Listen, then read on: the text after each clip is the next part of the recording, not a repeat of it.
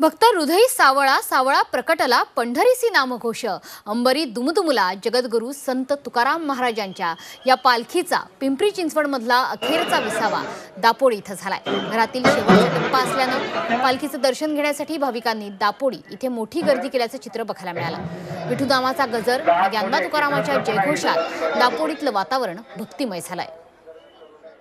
याचा आढावा घेतला आमचे प्रतिनिधी कैलासपुरी यांनी।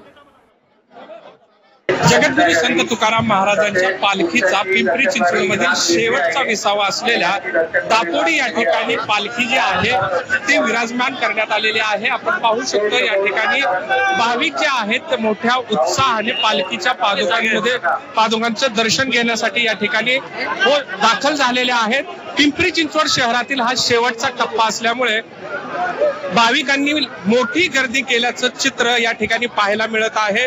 लांबच्या लांब रांगा ज्या आहेत ते या ठिकाणी भाविकांच्या दिसत आहेत। ज्ञानबा तुकोबाचा जयघोष, विठुनामाचा गजर असं भक्तिमय वातावरण जे आहे ते दापोडीतल्या या शेवटच्या विसाव्याच्या ठिकाणी पाहायला मिळालेलं आहे। पिंपरी चिंचवडकरांचा पाहुणचार घेऊन या विसाव्यानंतर पालखी जी आहे ती पुण्याच्या दिशेने जाणार आहे। नानापेठेतील विठोबा मंदिरामध्ये पालखी जी आहे ती विराजमान होणार आहे। मात्र या शेवटच्या विसाव्याला पिंपरी चिंचवडकरांनी दर्शनासाठी मोठी गर्दी केल्याचं चित्र पाहायला मिळाले। Kailaspuri, Zee Media, Pimpri Chinchwad.